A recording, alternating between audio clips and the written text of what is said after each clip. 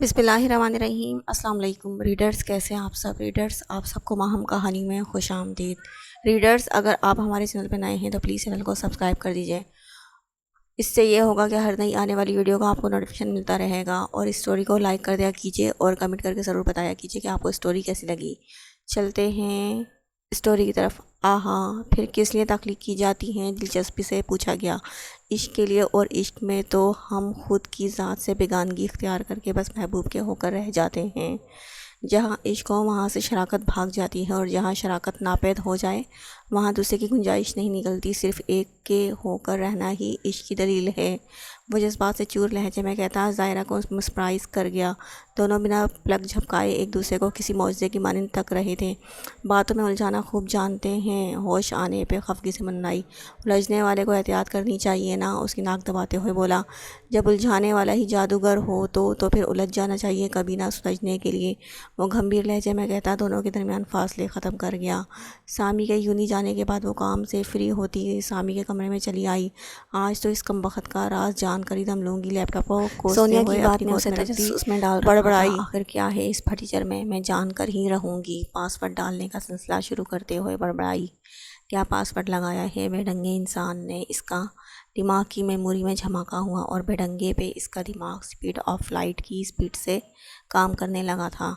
बेढंगा और फजर चंद लम्हों के लिए साख्त हो गई, क्योंकि पासवर्ड लगने के बाद स्क्रीन फोल्डर्स से भरी दिखाई दे रही थी। ओ मेरे खुदाया, सामी तुम क्या चीज़ हो। वो सर थाम कर रह गई। सबसे पहले व्हाट्सएप खोला गया और टॉप चैट पे सोनिया को देखकर दिमाग भाग से उड़ा। गुस्से को काबू करते हुए चैट ओपन की और पढ़ते ही जैसे बहुत कुछ समझ आने लगा।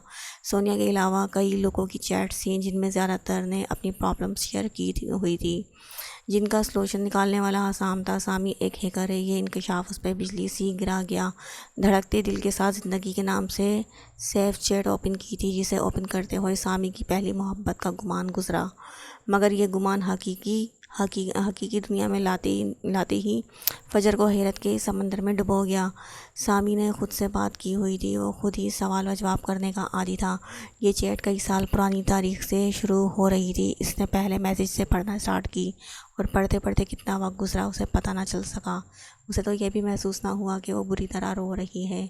सामी को हारिस और फजर की निस्बत कम तवज्जो मिली सबसे, जिस वजह से वो अक्सर तन्हा रहना ही पसंद किया करता था, क्योंकि वो शोर मचा कर तवज्जो हासिल करने वालों में से ना था। इसी खामोशी में वो फजर से खामोश मोहब्बत करता रहा। ये बात वो कभी जान ही ना पाई। उसे याद था सामी ने चैट में जिस रात का जिक्र खुद से किया था, तब फजर एफएससी में थी, जबकि सामी 8वीं क्लास का स्टूडेंट था। वो सर्दियों की शाम थी, ख़ानदान में शादी की दावत पे सभी मौजूद थे, मगर फजर की तबीयत ख़राबी की वजह से सामी को उसके पास छोड़ दिया गया। सहारे के लिए वो बेटी खुद का मुसलसल सर दबा रही थी। जब बज़ाहिर टीवी देखते सामी ने चाय की ऑफ़र दी। तुम बनाओगी चाय, तंजिया पूछा गया। हाँ मुझे आती है, एक दिन अम्मी के सर में दर्द था तो मैंने बना कर दी थी। वो यकीन दिलाते हुए बोला। अपने जैसी बेढंगी चाय बनाई होगी, बहुत अच्छी बनाई थी सच में। ठीक है बना लाओ, मैं भी तो देखूं कौन सा चंद चढ़ाते हो। सर दर्द का हल सिर्फ चाय था। फजर के नज़दीक इसलिए किस्मत आजमाई करने भेज दिया, और वो भी मौका मिलते ही किचन में पहुंच गया। तवक्को के बरअक्स अपनी मनपसंद चाय मिलने पे फजर की आंखें टमटमाने लगी। वाह सामी, तुमने तो कमाल कर दिया, इतनी कड़क चाय तो मैंने आज तक नहीं बना पाई। Love you hero. सच में? खुश होते हुए पूछा गया। सच में। वो चाय का घूंट भरती मननाई। मैं आपका हीरो हूँ, हचकिचाते हुए पूछा गया। हाँ ना, तुम आज से मेरे हीरो हो। उसके बाल बिगाड़ते हुए शरारत से बोली। आपको मैं अच्छा लगता हूँ? अपने बाल दुरुस्त करते हुए पूछा गया, क्योंकि वो जानता था वो हारिस जैसी खूबसूरती नहीं रखता। हाँ ना, तुम बहुत प्यारे हो, और सच कहूँ तो तुम इस वक्त मुझे मेरी जान ही लग रहे हो। वो चहकते हुए मुसलसल मुस्कुराती कहने लगी। मगर आपने तो कहा था कि मैं बेढंगा लगता हूँ। तुम मुझे बेढंगे ही तो प्यारे लगते हो। वो लापरवाही से कहती सामी को खुशी से दो चार कर गई। फिर वो अक्सर प्यार वसूलने के लिए चाय बनाने लगा। फजर के रिश्ते की बात चली तो वो मज़ीद चुप हो गया। बचपन की पसंदीदगी मोहब्बत में कब बदली वो खुद नहीं जान पाया। जाने कितने ही जानलेवा लम्हों का जिक्र किया गया था, जिसे पढ़ते पढ़ते फजर की हिचकियाँ बन चुकी थीं। कितने साल पुरानी फजर की तस्वीरें उसके पास महफूज थीं। یہی نہیں، وہ اس کی فوٹوز پہ لمبے لمبے تبصرے بھی کر چکا تھا۔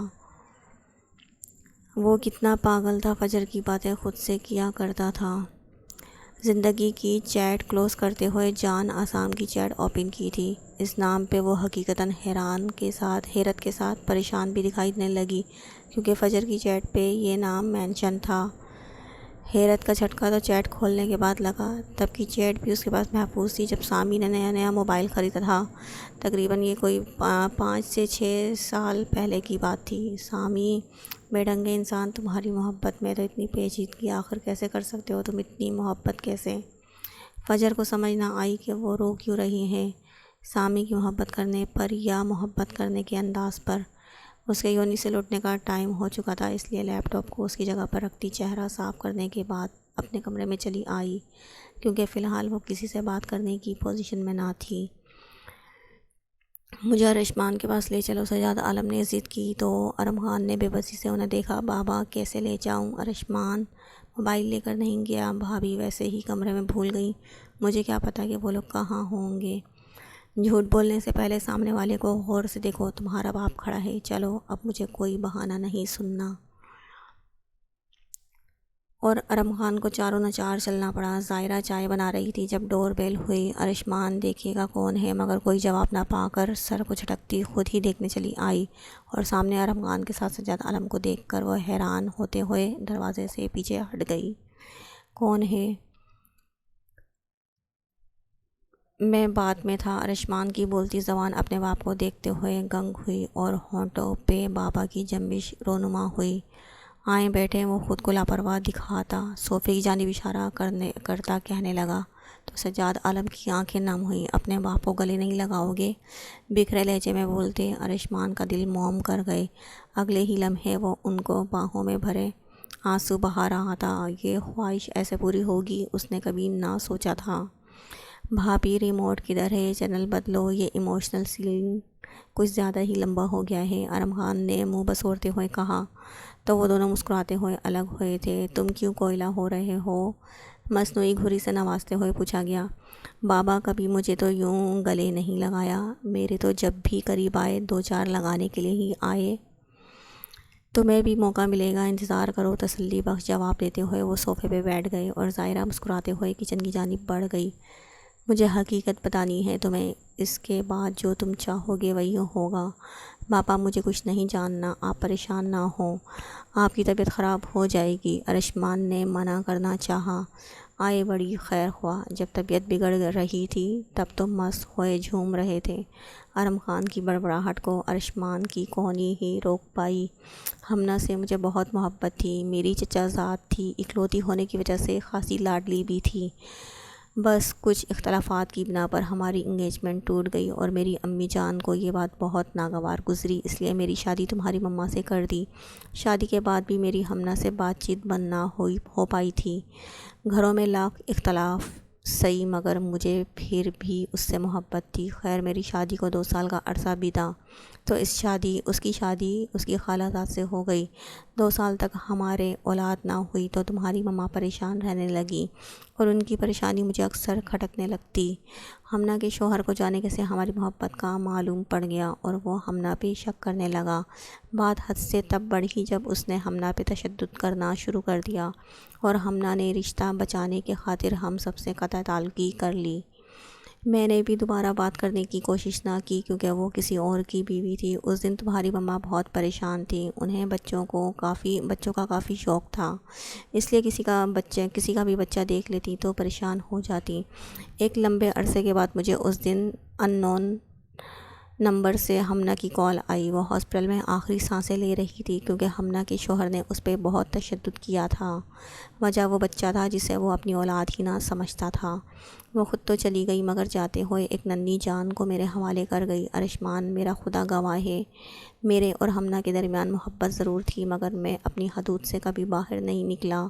تمہاری مما کی گود میں جب میں نے ہمنا کی آخری نشانی کو ڈالا تو وہ خوشی سے نہال ہو گئی۔ ابا جی کی تو اس بچے میں جان بستی تھی، آخر کو جان سے پیاری بھتیجی کی آخری نشانی جو تھی۔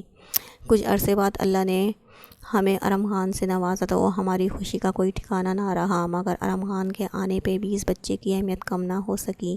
سب ٹھیک چل رہا تھا کہ ایک طوفان آیا اور سب بہا کر لے گیا۔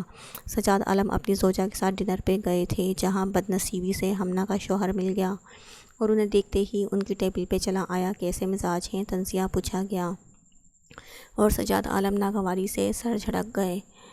ہمنا کی آخری نشانی کو تو سینے سے لگا رکھا ہوگا، ظاہری سی بات ہے، بیٹا ہے وہ ہمارا۔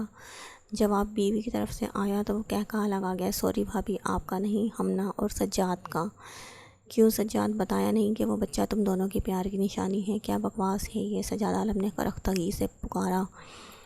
بکواس نہیں، حقیقت ہے۔ اگر وہ میرا بچہ ہوتا تو اب میرے پاس ہوتا۔ تمہارا بچہ تھا تبھی تو ہمنا نے تمہارے حوالے کیا۔ وہ آگ لگا کر خود تو چلا گیا مگر ہمارے رشتے کو جھلسنے کے لیے چھوڑ گیا، کیونکہ تمہاری ماما میرے اور ہمنا کے رشتے کے بارے میں علم رکھتی تھی۔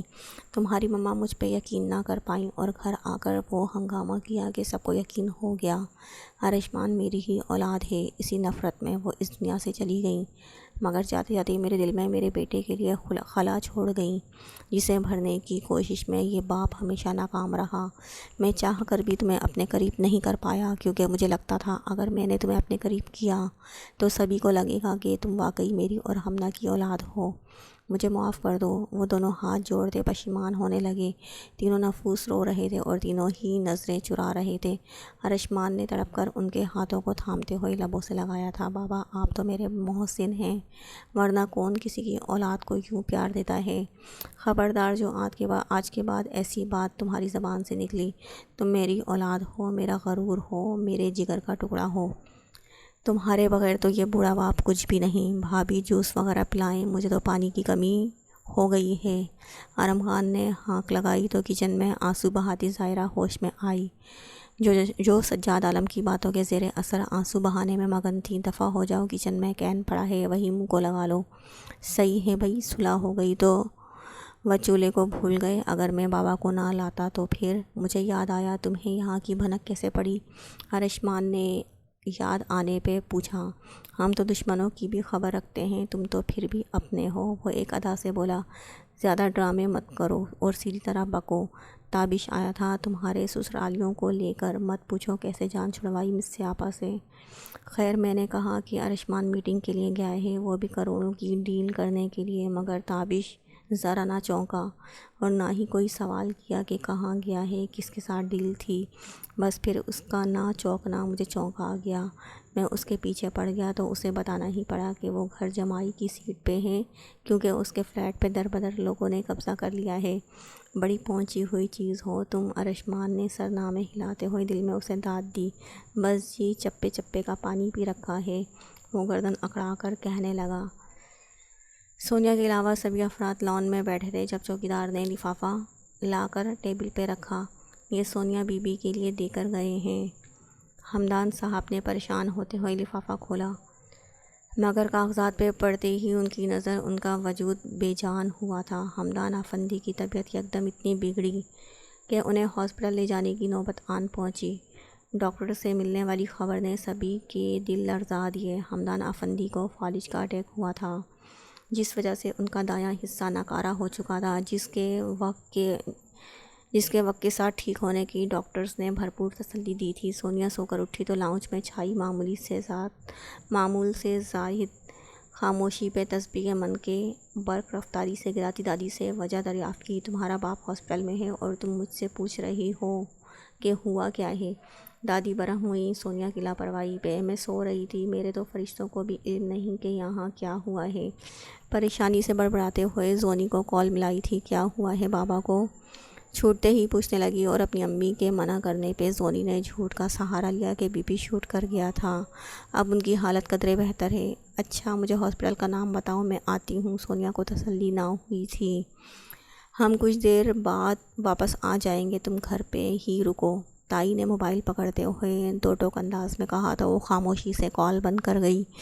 سونیا تمہارے لیے ناشتہ بنواؤں؟ صنم نے کچن سے نکلتے ہوئے پوچھا تو گمسم سی سونیا ہاں میں گردن ہلاتی وہیں بیٹھ گئی۔ بابا کا بی پی کیوں شوٹ ہوا؟ گھر میں کچھ ہوا ہے جس سے میں انجان ہوں؟ سونیا نے کھوج لگاتے ہوئے صنم سے پوچھا، ارے کچھ نہیں ہوا، ناشتہ کرتے وقت اچانک ہی ان کی حالت بگڑ گئی، اب وہ ٹھیک ہیں، بات ہوئی ہے میری سلجوق سے، انہوں نے تسلی آمیز انداز میں کہتے ہوئے سونیا کو پریشانی سے نکالنے کی کوشش کی، جس میں کافی حد تک وہ کامیاب بھی رہیں۔ امی تابش کی کال آئی ہے، ہمدان تایا کو فالج کا اٹیک ہوا ہے۔ حرم کے بتانے پہ ان کے سویٹر بنتے ہاتھ جام ہوئے تھے۔ اب کیسی طبیعت ہے ان کی اور کیسے ہوا یہ سب؟ وہ تو چنگے بھلے تھے۔ سفینہ بیگم ایک ہی سانس میں کئی سوال کر گئیں۔ پتہ نہیں، تابش نے کہا ہے تیار ہو جائیں، وہ لینے آ رہا ہے، وہ گمسم سی بولی۔ دونوں کے ساتھ غلط کرنے والوں پہ برا وقت آ گیا ہے، حرم دل میں ہی سوچ پائی۔ زبان سے ادا کرنے کے بعد اس کا خود کا برا وقت شروع ہو جانا تھا۔ تابش، میرے بابا ٹھیک ہو جائیں گے نا؟ زونی نے سسکتے ہوئے پوچھا۔ مگر جب تابش کے پیچھے چچی اور حرم کو دیکھ کر اس کے تاثرات پل میں بدلے تھے۔ کیا کرنے آئی ہو یہاں؟ تماشا دیکھنے آئی ہو ہماری بے بسی کا؟ اس کے بلند آواز میں چلانے پہ آس پاس سے گزرتے چند لوگ بھی پل کو حرم کی طرف متوجہ ہوئے تھے۔ کیا ہو گیا ہے تمہیں؟ کیوں پاگلوں کی طرح چلا رہی ہو؟ سلجوق نے ڈپٹتے ہوئے پوچھا تو زونی نے روتے ہوئے ہاتھ مروڑ دی، حرم کی جانب اشارہ کیا۔ دیکھیں، یہ میری بے بسی کا مذاق اڑانے آئی ہے۔ میں تمہاری بے بسی کا مذاق کیوں بناؤں گی؟ حرم نے تعجب سے پوچھنا ظاہری سی بات تھی۔ آفندی ہاؤس کے مکینوں کو تڑپتے دیکھ کر صرف تم ہی خوش ہو سکتی ہو، ہم تو تمہارے ازل سے دشمن ہیں، اور دشمن کیوں ہیں یہ بھی تمہیں بخوبی علم ہوگا، اس نے ناگواری سے جواب دیا۔ تم یہاں فائٹ کرنے آئی ہو؟ تائی نے زونی کو چپ کرواتے ہوئے پوچھا۔ میں یہاں ہتھیاروں سمیت تو نہیں آئی جو میرے لڑائی کرنے کی نشاندہی ہو رہی ہے، میں تو تایا ابو کی طبیعت دریافت کرنے آئی تھی۔ کر لی ہے دریافت تو اب یہاں سے دفع ہو جاؤ، زونی تڑپ کر چلائی تو حرم نے بے بسی سے اپنی ماں کو دیکھا جو سر جھکائے کھڑی تھی۔ ہم تایا ابو سے مل کر ہی جائیں گے، پہلے کبھی تو تمہیں تایا کی یاد نہیں آئی، اب بڑی فکر ہو رہی ہے ان کی۔ زونی بس کر دو، یہ ہاسپٹل ہے، تماشا مت بناؤ۔ تابش کے صبر کا پیمانہ لبریز ہوا تو وہ دانت پیستے ہوئے منمنایا، تم بھی تو ان کے ہی خیر خواہ ہو، یہاں کھڑے تو بس ناٹک کر رہے ہو، اس لیے بہتر ہوگا لے جاؤ اسے یہاں سے، مجھے نفرت ہے اس کی شکل سے، اس کے وجود سے۔ چلو حرم، بد دماغ لوگوں سے بحث کرنے سے ہمیں گریز برتنی چاہیے۔ وہ ایک بیزار نگاہ زونی پہ ڈالتا واپس پلٹ گیا تو حرم کو بھی چاروں ناچار سفینہ بیگم کے ساتھ واپس جانا پڑا۔ دادا اپنے کمرے میں بیٹھے فیملی فوٹو میں موجود ارشمان کی بچپن کی تصویر کو انگلی کے پور سے چھو رہے تھے جب کوئی دروازہ کھولتے ہوئے کمرے میں داخل ہوا۔ دادا نے اچنبھے سے پلٹ کر آنے والے کو دیکھا۔ ارشمان! ان کے کانپتے ہونٹوں سے کمرے میں داخل ہونے والے نفس کا نام ادا ہوا تھا۔ ارشمان نے ان کے قریب آنا چاہا جس پہ وہ سختی سے منع کر گئے۔ دادا! وہ بے بسی سے پکار اٹھا، مت کہو مجھے دادا، نہیں ہوں میں تمہارا دادا، اگر میں تمہارا دادا ہوتا تو مجھے یوں التجائیں کرتے چھوڑ کر نہ جاتے۔ دادا تب مجھے کچھ سمجھ نہیں آ رہا تھا، مجھے معاف کر دیں، معافی تلافی تو اپنوں میں ہوتی ہے۔ دادا میں بھی تو آپ کا ارشمان ہوں نا؟ وہ تڑپ اٹھا، اگر اپنا سمجھتے تو رخ موڑ کے نہ جاتے، تمہیں یہ دادا بھی غیر لگے جنہوں نے ساری زندگی تم سے محبت کی؟ اچھا نا، پہلی اور آخری غلطی سمجھ کر معاف کر دیں۔ اپنے اس نالائق پوتے کو وہ ان کے پیروں میں بیٹھتا منت بھرے لہجے میں بولا، تمہیں ایک دفعہ بھی اس بوڑھے دادا کا خیال نہ آیا؟ وہ نہ چاہتے ہوئے بھی گلا کر گئے، ارشمان خود کو بھول سکتا ہے مگر آپ کو کبھی نہیں، یہ بات آپ بھی اچھے سے جانتے ہیں۔ لاڈ سے کہتے ہوئے ان کے ہاتھوں پہ بوسہ دیا تھا۔ اگر صلح صفائی ہو چکی ہو تو ہم اندر تشریف لے آئیں؟ ارم خان نے دروازے سے جھانکتے ہوئے پوچھا۔ تم ہر جگہ پکے آم کی طرح ٹپکنا اپنا فرض سمجھتے ہو؟ ارشمان نے اسے گھرکا تو وہ بتیسی کی نمائش کرتا کمرے میں چلا آیا جس کے پیچھے سبھی افراد کمرے میں داخل ہوئے۔ دادا، آپ ٹھیک ہی کہتے تھے کہ اس گھر میں رونق آپ کے بڑے پوتے کی وجہ سے ہے، ورنہ ارشمان بھائی کے بغیر تو سب ادھورا لگ رہا تھا۔ سبھی اپنے اپنے کمروں میں منہ لٹکائے بیٹھے تھے۔ سبیکا نے چہکتے ہوئے کہا تو ارشمان نے گلا کھنگارتے ہوئے ارم خان کو متوجہ کیا جو ظاہرہ کو جانے کون سے جھوٹ سے لطف اندوز کر رہا تھا۔ اپنے لیے ایسے جملات روز سننے کو ملتے ہیں۔ ارم خان لاپرواہی سے بولا، خواب میں؟ سبیکا نے تعجب سے پوچھا، تم جیسی بیوی ہوگی تو خواب میں سننا بھی نصیب نہیں ہوں گے۔ وہ کڑتے ہوئے بڑبڑایا، اب سب ٹھیک ہو چکا ہے تو اس سنڈے کو ولیمہ رکھ لیتے ہیں؟ محمود عالم نے مشورہ طلب نگاہوں سے دیکھتے ہوئے پوچھا تو سبھی متفق نظر آئے۔ آج اسپیشل ڈنر بنتا ہے۔ سب ٹھیک ہونے کی خوشی میں سبیکا نے کھلکھلاتے ہوئے کہا تو عائشہ بیگم ہنستے ہوئے حامی بھر گئیں۔ رشمان کو دوبارہ گھر میں دیکھ کر ان کا چند دنوں سے بچھڑا سکون اب لوٹ آیا تھا۔ اپنی یونی میں حارث کو دیکھ کر سامی کو تعجب ہوا، کیونکہ ایسا پہلی دفعہ ہوا تھا۔ تم یہاں خیریت تو ہے؟ ہاں، مجھے بات کرنا تھی، گھر میں تو کرنے سے رہا، اس لیے یہاں چلا آیا، حارث نے چشمہ اتارتے ہوئے بتایا تو سامی نے سانس بھرتے ہوئے خود کو سننے کے لیے تیار کیا۔ تم فجر کو کھلا کیوں نہیں دے رہے؟ یہ ہمارا میاں بیوی کا معاملہ ہے، بہتر ہوگا کہ آپ اس میں ٹانگ مت اڑائیں، وہ بے لچک انداز میں کہتا حارث کے ماتھے پہ بل ڈال گیا۔ مجھے فجر نے بھیجا ہے کہ میں تم سے بات کروں، کیونکہ اس کی بات تو تم مان نہیں رہے۔ جب وہ تمہارے ساتھ نہیں رہنا چاہتی تو تم کیوں زبردستی کر رہے ہو؟ ان کے چاہنے یا نہ چاہنے سے مجھے فرق نہیں پڑتا، میں تو ان کے ساتھ رہنا چاہتا ہوں اور ہمیشہ چاہوں گا۔ مطلب تم چاہتے ہو کہ گھر کی عزت کوٹ میں جائے؟ وہ دو ٹوک انداز میں پوچھا گیا۔ آپ کو شرم نہیں آتی؟ آپ کی بیوی آپ کے انتظار میں بیٹھی ہے، مگر آپ ہیں کہ اپنے بھائی کی ہی بیوی پہ نظر لگائے بیٹھے ہیں، کیوں اپنا اور ہمارا رشتہ خراب کرنے پہ نکلے ہیں آپ؟ کبھی سوچا ہے کہ اس سب سے ہمارے گھر والوں پہ کیا بیتے گی؟ یہ سب گھر والوں کا ہی تو کیا دھرا ہے نا۔ نہ کرتے وہ میری منگیتر کی، میرے چھوٹے بھائی سے شادی، وہ لاپرواہی سے بولا۔ وہ آپ کی منگیتر تھی، مگر اب میری بیوی ہے، یہ بات لکھ کے پانی میں گھول کے پی لیجیے تاکہ بھولنے نہ پائے۔ میں یہاں پانی دم کروانے نہیں آیا، بلکہ یہ بتانے آیا ہوں کہ فجر اب اس رشتے سے آزادی چاہتی ہے، اس لیے شرافت سے اسے آزاد کر دو۔ ان کے تو ایسے پر کاٹوں گا کہ آزادی کی چاہ ہی مر جائے گی، اور شکاری کو تو ایسا سبق سکھاؤں گا کہ دوبارہ دوسروں کی امانت پر نظر ڈالنے سے بھی کترائے گا۔ سامی اس کی آنکھوں میں جھانکتا کلاس کی جانب بڑھ گیا، جبکہ حارث پیچ بتاپ کھا کر رہ گیا۔ فجر کو نیچے نہ پا کر وہ چھت پہ چلا آیا۔ پھپھو فجر کہاں ہے؟ حارث نے کچن میں کھڑی پھپھو سے پوچھا تو وہ ناگواری سے اس کے کمرے کی جانب اشارہ کر گئی۔ حارث کا فجر کے قریب منڈلانا انہیں اب شدید ناگوار گزرتا تھا، مگر کچھ کہنے سے ڈرتی تھی۔ وہ ناک کرتا کمرے میں داخل ہوا تو تکیے میں سر دیے لیٹی فجر جھٹکے سے اٹھ بیٹھی۔ آپ یہاں؟ حیرانی سے پوچھا گیا۔ آج میں سامی سے بات کرنے اس کی یونی گیا تھا، پاس ہی بیٹھتے ہوئے بتانے لگا۔ اچھا، پھر؟ بیزاری سے پوچھا گیا۔ وہ خلا دینے پہ رضامند ہے، اور یہ بات فجر کو پریشانی سے دوچار کر گئی۔ جانے کتنے ہی پل وہ بے یقین سی بیٹھی رہی۔ تم سچ کہہ رہے ہو؟ اس کے لہجے میں خوشی کے بجائے اداسی کا عنصر تھا۔ میں کیوں جھوٹ بولنے لگا؟ وہ آئے گا تو خود ہی پوچھ لینا کہ آج حارث آیا تھا کہ نہیں۔ اور فجر خاموشی سے سر جھکا گئی۔ فجر، تمہاری خاموشی کے لیے میں سونیا کو طلاق بھیج چکا ہوں۔ فجر، تمہاری خوشی کے لیے میں سونیا کو طلاق بھیج چکا ہوں، یہ بات اپنے ذہن سے نکلنے مت دینا۔ وہ بہت کچھ باور کرواتا کمرے سے ہی نکل گیا۔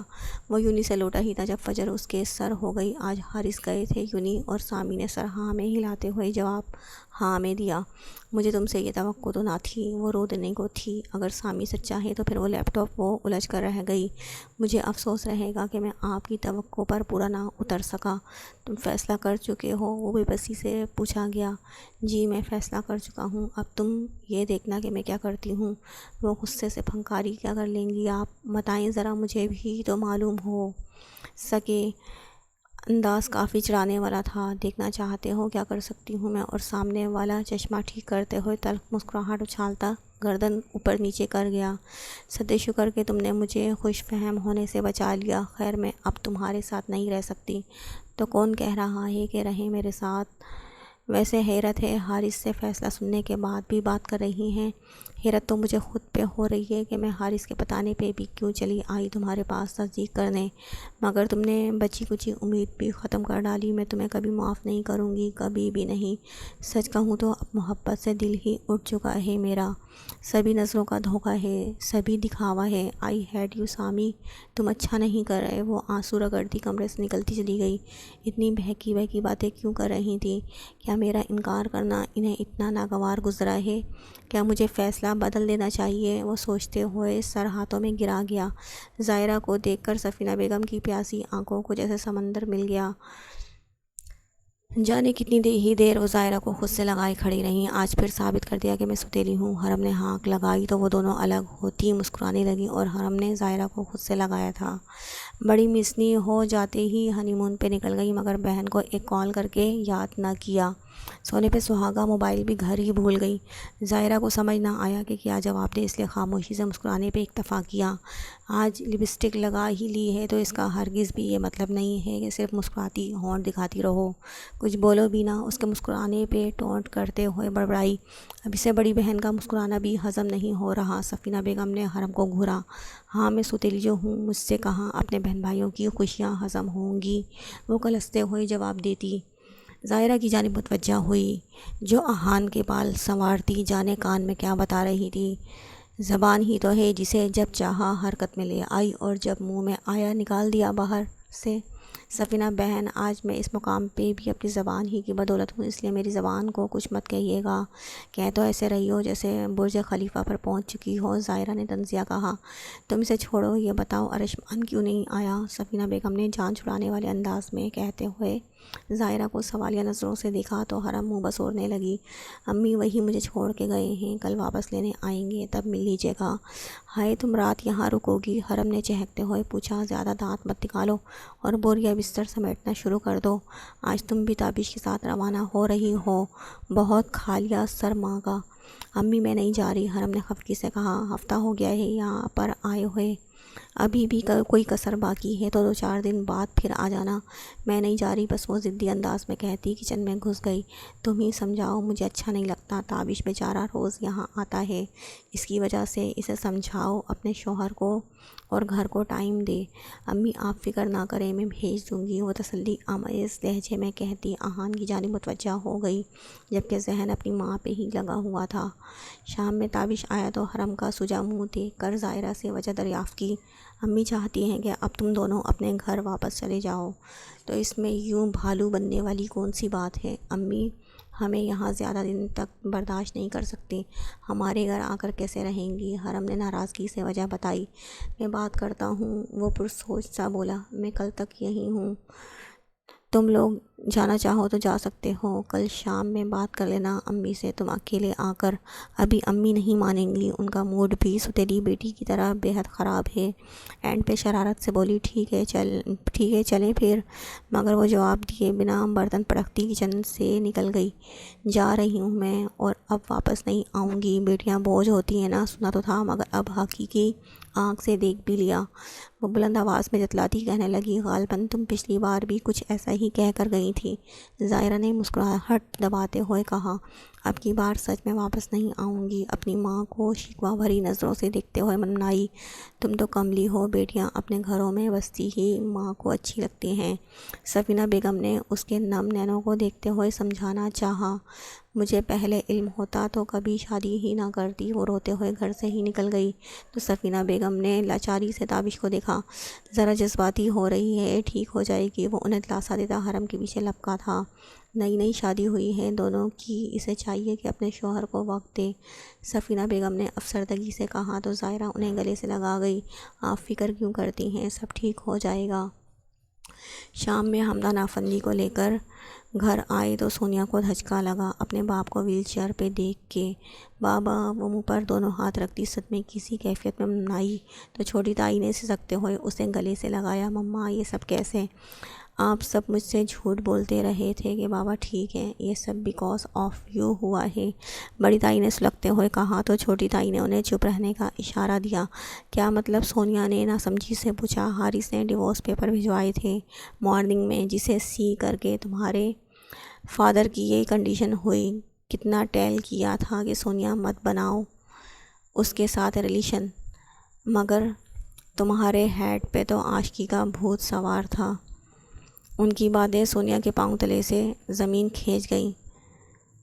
حارث نے مجھے طلاق دے دی، اس کے دماغ پہ تو یہی بات نقش کر چکی تھی۔ سونیا سنبھالو خود کو، ابھی ایک ہی طلاق بھیجی ہے، اور ویسے بھی تمہیں طلاق کیسے ہو سکتی ہے؟ تم تو ماں بننے جا رہی ہو اس کے بچے کی۔ ماں، حارث نے مجھے وہ بے یقین سی جملہ بھی مکمل نہ کر پائی۔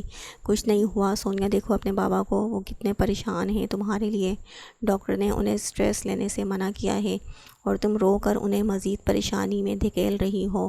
صنم نے اپنی سانس پہ افسوس کرتے ہوئے سونیا کی کمر سہلاتے ہوئے سمجھانا چاہا، جو غائب دماغی سے سب کو تک رہی تھی۔ چلو ہم کمرے میں چلتے ہیں۔ صنم چھوٹی تائی کے ساتھ اسے کمرے میں لے کر آئی۔ چچی آپ یہاں رکیں، میں اس کے لیے جوس جوس بنا کر لاتی ہوں، کیسے رنگ پیلا ہو گیا ہے اس کا۔ وہ افسردگی سے سونیا کو دیکھتی کمرے سے نکل گئی۔ اسے سونیا اچھی لگتی تھی کیونکہ اس نے کبھی صنم کے ساتھ بدتمیزی نہ کی تھی۔ اس چھوٹی سی لڑکی کو بے حال دیکھ کر اسے دلی تکلیف پہنچی تھی۔ وہ جوس بنا رہی تھی جب سلجوق کچن میں آیا۔ ایک کپ چائے پلا دو، قسم سے سر درد سے پھٹ رہا ہے۔ ابھی بنا دیتی ہوں، بس یہ جوس سونیا کو دے آؤں، جلدی آنا، میں ادھر ہی انتظار کر رہا ہوں۔ وہ چیئر گھسیٹ کر بیٹھ گیا۔ اسے جوس دے کر آنے کے بعد صنم نے قہوے کے لیے پانی رکھتے ہوئے سلجوق کو دیکھا، جو ٹیبل پہ رکھی بازو پر سر ٹکائے بیٹھا تھا۔ سر میں زیادہ درد ہے کیا؟ اس کے کندھے دباتے ہوئے نرمی سے پوچھا گیا۔ وہ گردن موڑ کے پل کو مسکرا دیا۔ آج زونی نے ہاسپٹل میں ہنگامہ کر دیا اور مما نے، میں سچ کہوں تو مجھے زونی میں اپنی مما کا عکس دکھائی دیتا ہے، وہ تھکا سا بولا۔ اب کیا ہو سکتا ہے؟ جب عادت میں ڈھل رہی تھی تبھی روکنا چاہیے تھا۔ وہ ابلتے قہوے میں دودھ ڈالنے لگی۔ ویسے اچھا ہی ہوا تابش حرم کو لے کر الگ گھر میں شفٹ ہو گیا، ورنہ روز یہاں ہنگامہ ہوا کرنا تھا۔ سلجوق نے سوچتے ہوئے کہا، زونی کی شادی کر دیں، ابھی بھی وقت ہے، سدھر جائے گی۔ آپ کے گھر میں نہیں رہتی جو مجھے یہاں سے نکالنے کا سوچ رہی ہیں آپ؟ زونی نے کچن میں قدم رکھتے ہوئے کرختگی سے کہا۔ تو چائے ہلاتی صنم نے پریشانی سے مڑ کر دیکھا۔ زونی، میرا وہ مطلب نہیں تھا۔ وہ فکر مندی سے سلجوق کو دیکھنے لگی۔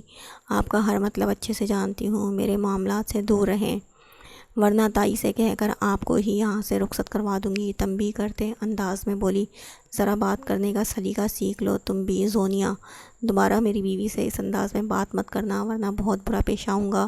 وہ نفرت سے کہتا کچن سے نکل گیا اور صنم بھی چائے سے بھرا مگ تھامتی غصے سے بھری زونی کے قریب سے گزرتی اپنے میاں کے پیچھے چل دی۔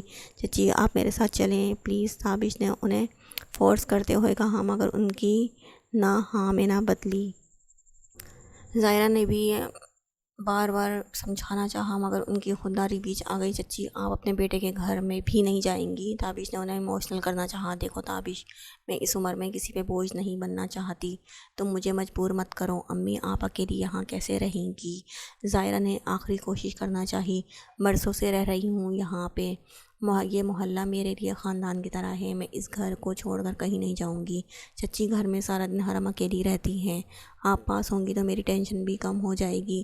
لوگ کیا کہیں گے کہ مائیں جہیز دیتی ہیں، مگر سفینہ جہیز میں خود ہی ساتھ چلی گئی، لوگوں کی ایسی تیسی۔ تابش نے لفظوں پہ زور دیتے ہوئے لوگوں کو دانتوں تلے ہی پیس ڈالا۔ میں نہیں جا رہی، بحث ختم کرو سب۔ وہ سر جھٹکتی گھر سے ہی نکل گئی اور تابش نے لاچاری سے زائرہ کو دیکھا۔ تم حرم کے پاس جاؤ، میں ارشمان سے بات کر کے آج ادھر ہی رک جاؤں گی۔ کب تک ایسے چلے گا؟ پتھر کو پگھلتے پگھلتے وقت لگے گا، 2-4 دفعہ منت سماجت کریں گے تو امی مان ہی جائیں گی۔ وہ تسلی دیتے ہوئے ارشمان کا نمبر ملانے لگی۔ اچھا، میں نکلتا ہوں، وہ چارپائی چھوڑتے ہوئے بولا، مگر کچھ یاد آنے پہ پلٹا، تمہیں چاچو کے بارے میں کسی نے بتایا؟ ہاں، مجھے امی نے بتایا تھا، کل جاؤں گی ارشمان کے ساتھ تایا ابو سے ملنے۔ اور وہ سر ہلاتا دروازے کی جانب بڑھ گیا۔ ڈیئر وائفی پہ ڈھیر سلامتی موبائل کے اسپیکر سے پرجوش آواز برآمد ہوئی تو زائرہ کے لب مسکرائے۔ وائفی کے ڈیئرسٹ ہبی پہ بھی ڈھیر سلامتی، دو بدو جواب دیا گیا۔ لگتا ہے ہماری یاد ستا رہی تھی، میں بس نکلنے ہی والا ہوں تمہیں لینے کے لیے۔ آپ کو جو لگتا ہے وہ سراسر غلط ہے اور مجھے لینے مت آئیے گا۔ ہیں کیوں نہ آؤں؟ کیونکہ میرا ارادہ آج امی کی طرف ہی رکنے کا ہے۔ نہ کرو یار، میں کیسے رہوں گا جیسے رہ رہے ہیں؟ فوراً سے بتایا گیا۔ تمہیں کیا خبر؟ اے بے خبر، کیسے گزرتے ہیں میرے شام و سحر؟ وہ شاعرانہ انداز میں منمنایا۔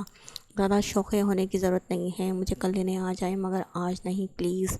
مگر کیوں؟ کیونکہ امی اکیلی ہیں، حرم اپنے گھر جا چکی ہے، مطلب آج رات پھر چاند سے محض گفتگو رہنا پڑے گا؟ مسکینگی سے پوچھا گیا۔ 4 دن نہیں ہوئے ہمیں ساتھ رہتے ہوئے اور آپ ایسے ریئیکٹ کر رہے ہیں جیسے صدیوں سے ساتھ رہ رہے ہوں۔ مجھے تو ایسا ہی گمان ہوتا ہے کہ جیسے صدیوں سے ساتھ رہتے ہیں، جیسے میں ایک لمبے عرصے سے تمہیں جانتا ہوں اور اس قدر جان گیا ہوں کہ خود کو بھولنے لگا ہوں۔ تم بلش کر رہی ہو نا؟ دوسری جانب خاموشی پا کر ہنستے ہوئے پوچھا گیا۔ ایسی بھی بات نہیں ہے، وہ دہکتے گالوں کو چھوتی خفگی سے بڑبڑائی۔ کاش میں اس وقت تمہارے دہکتے گالوں کو چھو سکتا۔ اور ظاہرہ نے تعجب سے ارد گرد دیکھا جیسے وہ کہیں آس پاس ہو۔ ارے کہاں ڈھونڈ رہی ہو؟ تمہارے بہت پاس ہوں میں۔ وہ تصور میں اس کا گھبرایا سا روپ دیکھتے ہوئے مسکرایا۔ ظاہرہ نے تھوک نگلتے ہوئے اب کی بار برآمدے کے ساتھ صحن کا بھی جائزہ لیا۔ آنکھیں بند کرو، حکم ملتے ہی وہ گھبراتے ہوئے آنکھوں پہ گھنی پلکیں گرا گئی۔ کیسا محسوس ہو رہا ہے؟ جیسے آپ آس پاس ہوں، فوراً جواب آیا۔ میں بہت نزدیک ہوں۔ شور سن رہی ہو؟ سنسناتی خاموشی میں سنائی دیتا دھڑکنوں کا شور۔ ظاہرہ کا ہاتھ خود بخود مقام دل پہ جا رکا۔ تمہارے ہاتھ کی اتھل پتھل ہوتی دھڑکنوں میں بسیرا ہے میرا مسز ارشمان، گہرے لہجے میں کہتا ظاہرہ کو حیران کر گیا۔ کہاں ہیں آپ؟ وہ لمبی سانس کھینچتی ذرا رعب سے پوچھنے لگی۔ ابھی تو بتلایا ہے۔ آپ مجھے دیکھ رہے ہیں؟ آپ مجھے دیکھ رہے ہیں نا؟ ہاں دیکھ رہا ہوں تصوراتی آنکھ سے، اور سچ کہوں تو مجھے تمہارا تصور بھی حقیقت سا گمان دیتا ہے۔ یہ شخص مجھے بھی پاگل کر دے گا۔ وہ خفت زدہ سی کال بند کر گئی، مگر کمرے میں جانے سے پہلے چاروں طرف دیکھنا نہیں بھولی تھی۔ ارشمان کال بند ہونے پہ سرشار سا مسکرایا۔ میں تو پاگل ہو چکا ہوں، دھیرے سے منمناتے ہوئے سر جھٹکا تھا۔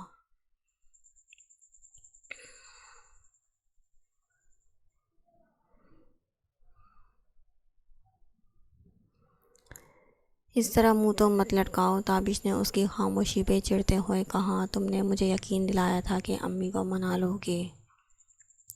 میں کوشش تو کر رہا ہوں، اب انہیں بوری میں ڈال کر اپنے گھر لانے سے تو رہا۔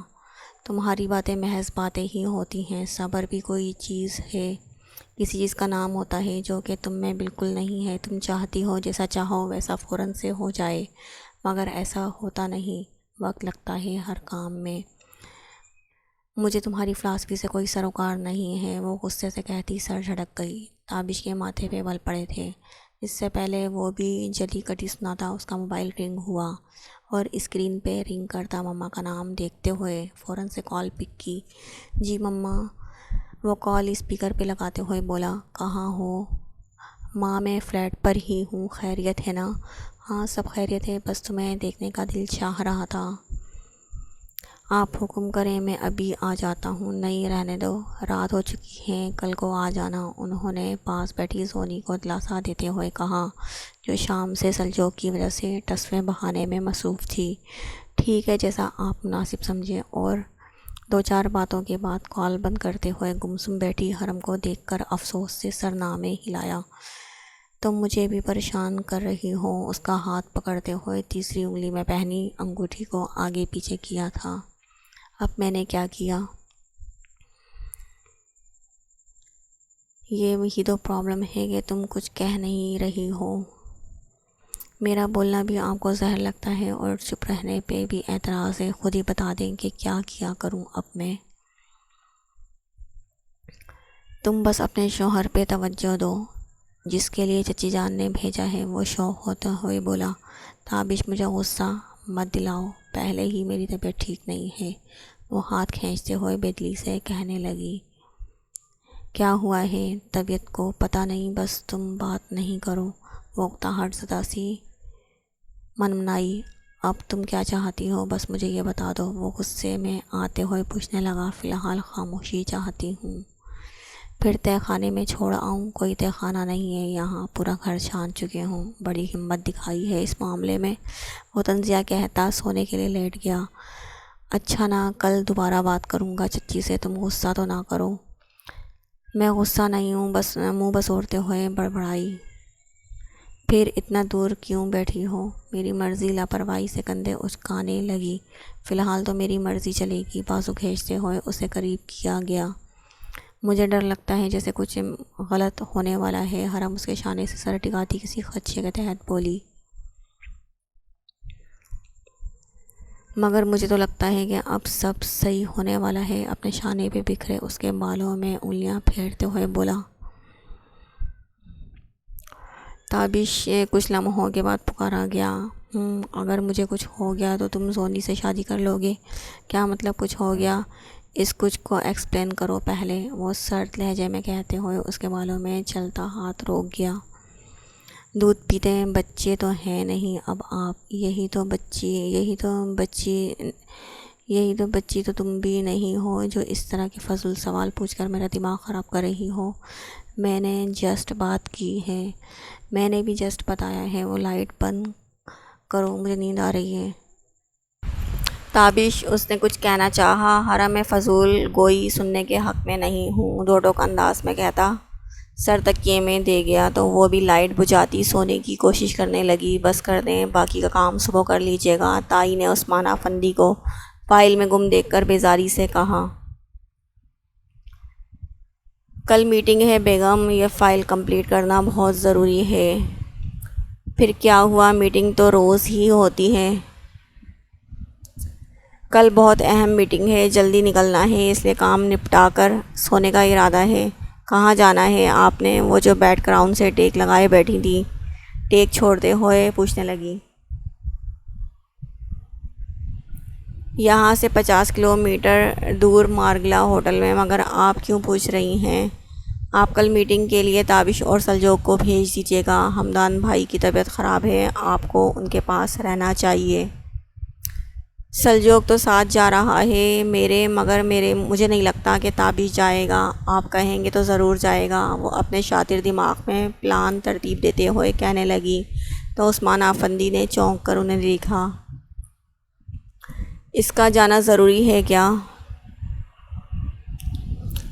یہی سمجھ لیں اب، اور آپ نے ہر حال میں تابش کو بھیجنا ہے۔ عثمان افندی ہنکارا بھرتے ہوئے سر ہاں میں ہلا گئے۔ ماما، آتے ہوئے دیر ہو جائے گی، حرم گھر میں اکیلی ہے۔ تابش نے انکار کرنا چاہا۔ میری کچھ طبیعت ٹھیک نہیں لگ رہی تھی، خیر میں ہی چلا جاتا ہوں، عثمان افندی نے ٹیبل سے فائل سمیٹتے ہوئے کہا۔ نہیں، آپ رہنے دیں، میں ہی چلا جاؤں گا، تابش نے کہتے ہوئے حرم کو کال ملائی تاکہ اسے آگاہ کر سکی۔ کب سے کال کر رہا ہوں، کہاں تھی تم؟ کئی کالز کرنے کے بعد کال اٹھائے جانے پہ اسے غصہ آنے لگا تھا۔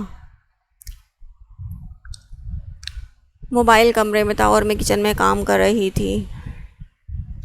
میں اسلام آباد سے باہر جا رہا ہوں میٹنگ کے سلسلے میں، لہٰذا دروازہ بند کر لینا، مجھے دیر ہو جائے گی۔ دروازے بند ہی ہیں، اب دروازے کے بیچ کرسی رکھ کے بیٹھے تو رہی، اسے غصہ ہی آ گیا۔ اتنی فضول سی بات کرنے کے لیے اتنی کالز کی ہیں، تم کچھ زیادہ ہی چڑچڑی نہیں ہو رہی؟ تابش نے تیوری چڑھاتے ہوئے پوچھا۔ تم بھی تو بات کرنے سے پہلے سوچ لیا کرو۔ مجھے گھر آنے دو، پھر ہر بات سوچ سمجھ کر ہی منہ سے نکالوں گا، اور یہ جو ہر بات پہ ناک منہ بناتی ہو یہ بھی اچھے سے سیٹ کروں گا۔ پھر پہلے گھر آ کر مجھے ہی سیٹ کر لو نا، وہ طنزیہ کہنے لگی۔ تھوڑا انتظار کرو، تمہاری طبیعت اچھے سے سیٹ کروں گا، اور اس کی بات سنے بغیر کال ہی بند کر گیا۔ آیا بڑا مجھے سیٹ کرنے والا وہ، ہنکارا بھرتے ہوئے موبائل بیڈ پہ اچھالتی خود بھی اوندھے منہ بیڈ پر گر گئی۔ دوپہر میں سر درد بڑھنے لگا تو حرم نے چائے بنانے کا سوچا، ابھی کچن کی جانب قدم ہی بڑھائے تھے جب ڈور بیل سنائی دی۔ اس ٹائم کون آ گیا؟ حرم نے سوچتے ہوئے قدم گیٹ کی طرف بڑھائے اور دائی کے ساتھ زونی کو دیکھ کر اس کی چھٹی حس بیدار ہوئی تھی۔ زبردستی مسکراتے ہوئے دونوں کو اندر آنے کی جگہ دیتی گیٹ بند کرنے لگی۔ تابش نے بتایا تم اکیلی ہو تو سوچا چلی جاؤں تمہارے پاس۔ زونی گھر میں بھائی صاحب کی وجہ سے پریشان ہو رہی تھی، اس لیے اسے بھی ساتھ لے آئی۔ بہت اچھا کیا آپ نے، وہ خوش دلی سے کہتے ہوئے دونوں کو لاؤنج میں لے آئی۔ گھر تو تمہارا بہت اچھا ہے، زونی نے تعریفی انداز اپناتے ہوئے آس پاس کا جائزہ لیا۔ میں چائے لاتی ہوں، حرم نے کہتے ہوئے کچن کی جانب جانا چاہا جب زونی نے اسے روکا۔ حرم، میں نے تمہارے ساتھ بہت غلط کیا، تمہیں ہمیشہ نیچا دکھانا چاہا، اس سب کے لیے میں بہت شرمندہ ہوں، پلیز تم مجھے معاف کر دو۔ حرم کو لگا اسے سننے میں غلطی ہوئی ہے، اس لیے منہ کھولے سب سمجھنے کی تگ و دو کرنے لگی۔ تمہیں لگ رہا ہوگا کہ میں مذاق کر رہی ہوں، مگر یہی حقیقت ہے۔ غلطی صرف تمہاری نہیں، غلطی میری بھی ہے، میں نے بھی تمہارے ساتھ اچھا نہیں کیا، تم بھی مجھے معاف کر دو۔ حرم کو بھی اپنی زبان درازی یاد آنے لگی تو پل میں معذرت کر گئی۔ غلط تو میں کرتی آئی ہوں ہمیشہ سے، تم مجھے بھی معاف کر دو۔ تائی کی مسکینیت سے کہنے پہ حرم کے دل کو کچھ ہوا۔ تائی امی آپ ایسی باتیں مت کریں پلیز، چلیں آپ دونوں صلح صفائی کر لیں، میں سب کے لیے چائے بنا کر لاتی ہوں، اور حرم تم پی کے بتانا کہ میں چائے کیسے بناتی ہوں۔ وہ دوستانہ انداز اپناتی کچن کی جانب بڑھ گئی تو حرم کو بھی اسے روکنا بہتر نہ لگا۔ تم تابش کو سمجھاؤ نا کہ وہ واپس آ جائے آفندی ہاؤس۔ تم یقین کرو حرم، میرا دل بے چین رہتا ہے، تم جب ماں بنو گی تب میری تکلیف کا اندازہ ہوگا۔ تائی امی آپ فکر نہ کریں، تابش آئے گا تو میں سمجھاؤں گی۔ وہ ان کے ہاتھوں پہ اپنے ہاتھ سے تھپکی دیتی بولی تو وہ ہاں میں سر ہلا گئی۔ زندگی میں پہلی دفعہ تینوں نے خوشگوار ماحول میں چائے پی تھی، مگر چائے پینے کے چند منٹ بعد ہی حرم غنودگی میں جانے لگی، دماغ کے ساتھ پورا جسم سن ہوتا محسوس ہونے لگا۔ تم ٹھیک ہو؟ زونی نے مکاری چھپاتے ہوئے معصومیت سے پوچھا تو حرم زبردستی مسکراتی سر ہاں میں ہلا گئی۔ چند پل مزید گزرنے کے بعد وہ ہوش و خروش سے بیگانی ہو گئی تو دونوں کے چہروں پر کمینگی سی مسکراہٹ در آئی۔ پلان اے تو کامیاب رہا، بس اب پلان بی کامیاب ہونا باقی ہے۔ تائی نے صوفہ چھوڑ کر قمیص کی سلوٹیں نکالتے ہوئے کہا تو وہ کپ اٹھاتی کچن میں چلی گئی۔ چولہے کے بٹن چھوڑ کر کچن سے نکلتے ہوئے کہا، تائی جان پلان بی بھی کامیاب رہے گا۔ دونوں افسوس بھری نگاہ حرم کے بے جان وجود پہ ڈالتی، کھڑکیاں اور دروازے بند کرتی فلیٹ سے نکل آئیں، حرم کو مرنے کے لیے چھوڑتے ہوئے۔ کیا بنا حرم کا؟ سلجوق نے ڈرائیونگ کرتے ہوئے پوچھا تو تابش نے حیرانگی سے مطلب پوچھا، آج رزلٹ آنا تھا اس کا، تم نے چیک نہیں کیا؟ او میرے خدایا، میں کیسے بھول گیا۔ سر پہ ہاتھ مارتے ہوئے ویب سائٹ کھولتے اس نے حرم کا رزلٹ چیک کیا تھا اور دیکھتے ہی اس کی بتی سی نمایاں ہونے لگی۔ آخرکار مسز کامیاب ہو ہی گئیں، اس نے بڑبڑاتے ہوئے اس کا رزلٹ کھلی موبائل کی اسکرین سلجوق کی جانب گھمائی۔ 1061 مارک پہ نظر پڑتے ہی سلجوق کے ہونٹ بھی مسکائے تھے۔